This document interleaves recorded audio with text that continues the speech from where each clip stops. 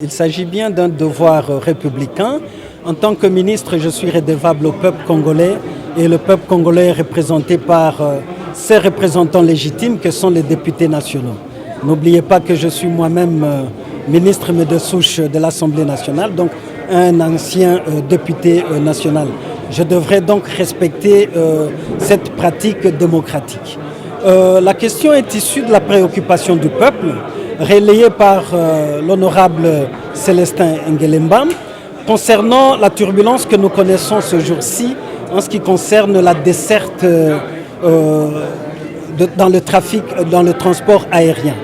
Perturbation de vol, débarquement intempestif de passagers et j'en passe. Et je suis donc venu éclairer les lanternes de la représentation nationale par rapport à cette problématique.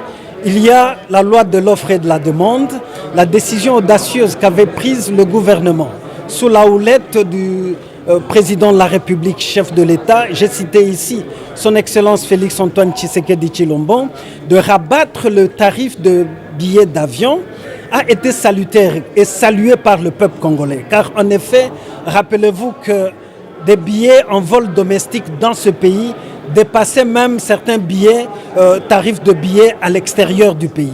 Donc il était devenu plus qu'impérieux que le gouvernement, sur instruction du président de la République, se penche sur la question. C'est ce qui a justifié la baisse de coûts de transport.